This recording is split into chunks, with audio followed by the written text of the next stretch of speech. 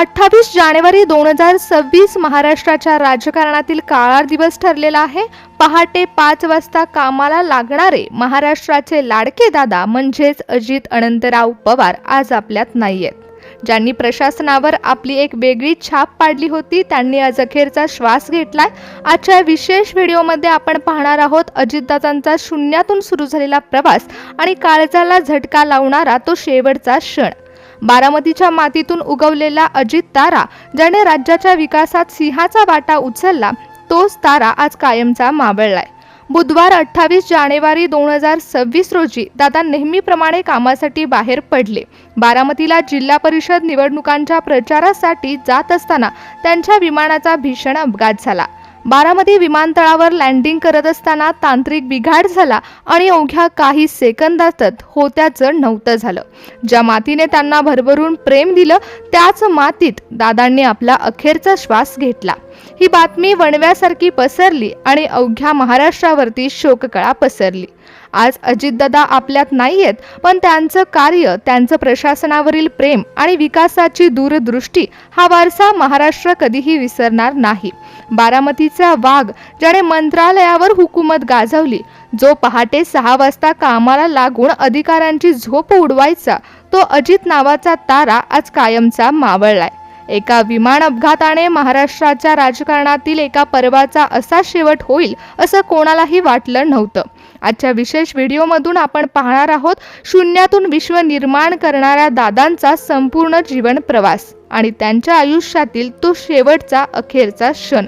बारामतीचा कायापालट करणारा लोकनेता म्हणजे अजित पवार। एका सामान्य शेतकऱ्याचा मुलगा ते राज्याचा 5 वेळा उपमुख्यमंत्री हा प्रवास सोपा नव्हता।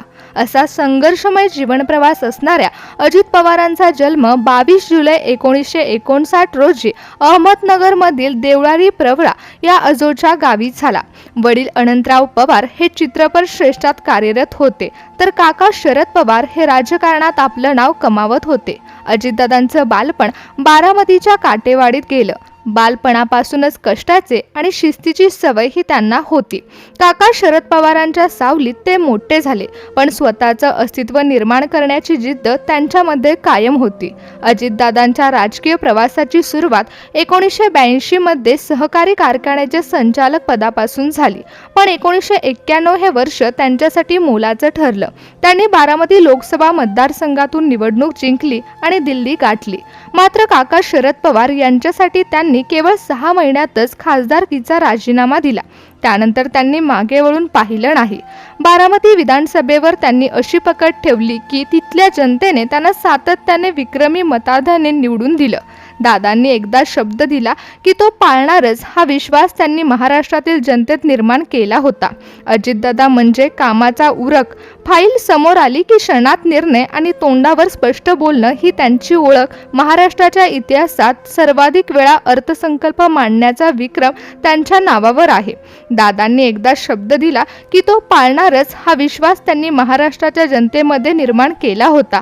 पहाटे 5 वाजता आढावा बैठक घेणं किंवा रात्री उशिरापर्यंत कार्यकर्त्यांच्या समस्या सोडवणं असो, असा दादांचा उत्साह थक्क करणारा होता। राजकारण म्हटलं की आरोप प्रत्यारोप आलेच। अजितदादांच्या आयुष्यात ही मोठी वादळं आली। सिंचन घोटाळ्याचे आरोप असो किंवा 2019 मध्ये देवेंद्र फडणवीस यांच्यासोबत केलेला तो खळबळजनक पहाटेचा शपथविधी, या घटनेने संपूर्ण भारत हादरला। त्यानंतर 2023 मध्ये पुन्हा एकदा त्यांनी मोठा राजकीय निर्णय घेतला। महायुती सरकारमध्ये सामील झाले। काकांशी झालेला राजकीय संघर्ष त्यांच्या वैयक्तिक आणि राजकीय आयुष्यातील सर्वात कठीण काळ मानला जातो, पण प्रत्येक वेळी टीकेला उत्तर न देता त्यांनी आपल्या कामाने विरोधकांना गप्प केलं। टीका झाल्या, वाद झाले, पण दादांचा पाय जमिनीवरच राहिला। लोकांसाठी काम करणं हेच दादांचं अंतिम ध्येय होतं। उपमुख्यमंत्री म्हणून त्यांनी अनेक क्रांतिकारी निर्णय घेतले। अर्थमंत्री म्हणून राज्याची तिजोरी सांभाळताना त्यांनी अनेक विकास कामं केली। महिलांसाठी लाडकी बहीण योजना असो किंवा पायाभूत सुविधांचे जाळे विणणे असो, दादांचा दृष्टिकोन नेहमीच आधुनिक राहिला। ते केवळ नेते नाही तर कार्यकर्त्यांचे दादा बनले। राज्याच्या राजकारणामधील एक असा नेता ज्याला मित्रापासून विरोधकापर्यंत सर्वच आदराने दादा म्हणतात। पण अजित हा प्रवास इतका सोपा नव्हता. एका सामान्य शेतकऱ्याचा मुलगा ते महाराष्ट्राचा पॉवरफुल नेता असा अजितदादांचा थक्क करणारा जीवन प्रवास होता. अजितदादा म्हणजे कामाचा डोंगर. मंत्रालयातील अधिकारी म्हणतात की दादांच्या समोर फाईल गेली की ती सुटलीच समजा. त्यांच्या कामाची शिस्त ही लष्करी शिस्तीसारखी होती. सैन्यासारखं काम करणारे अर्थमंत्री म्हणून अजितदादा कार्यरत होते. राज्याचा खजिना सांभाळणारे आणि राज्याला विकासाच्या वाटेवर नेणारे अजितदादा दिलेला शब्द नेहमी पाळायचे. मग ते शेतकऱ्यांचे प्रश्न असोत किंवा पुण्यासारख्या शहराचा कायापालट करणे असू दे, दादांच्या नियोजनासमोर सर्वजण नतमस्तक व्हायचे. पण केवळ कठोर प्रशासकच नाही तर दादांचा एक हळवा कोपराही होता. मुख्यमंत्री माझी लाडकी बहीण योजनेच्या माध्यमातून त्यांनी महाराष्ट्रातील घराघरात स्थान मिळवलं. फक्त कार्यकर्त्यांचेच दादा नाही तर संपूर्ण महाराष्ट्रातील सर्व महिलांचे लाडके दादा अजितदादा पवार बनले. बारामतीला हायटेक शहर बनवणं किंवा राज्याला आर्थिकदृष्ट्या सक्षम करणं, त्यासाठी दादांनी प्रत्येक क्षेत्रामध्ये आपलं व्हिजन दाखवून दिलं. विरोधक टीकावर टीका करत राहिले, पण दादांनी आपल्या कामाने प्रत्येक टीकेचं उत्तर दिलं.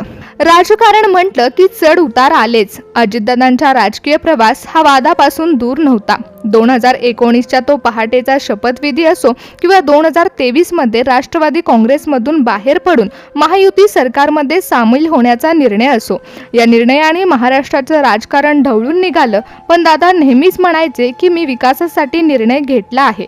टीका झाली, संघर्ष झाला, पण दादा आपल्या निर्णयावरती ठाम राहिले. अजितदादांच्या व्यक्तिमत्वाचा सर्वात मोठा पैलू म्हणजे त्यांचा स्पष्ट वक्तेपणा. दादा जे आहे ते तोंडावर बोलायचे.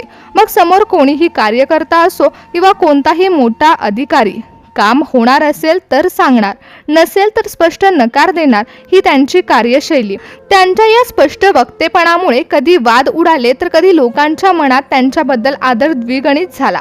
अनेकांना वाटतं दादांना सगळं आयतं मिळालं, पण वास्तव्य वेगळं आहे. वडिलांचं छत्र हरपल्यावरती कुटुंबाची आणि शेताची जबाबदारी त्यांच्या खांद्यावर आली.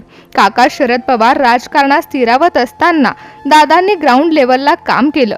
सहकार क्षेत्रातून त्यांनी आपली कारकीर्द सुरू केली. प्रत्येक निवडणूक, प्रत्येक राजकीय संकट त्यांनी स्वतःच्या हिमतीवर पेललं.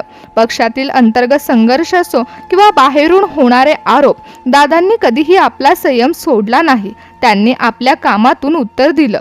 अजितदादांचं कार्य पाहायचं असेल तर एकदा बारामतीला जावं.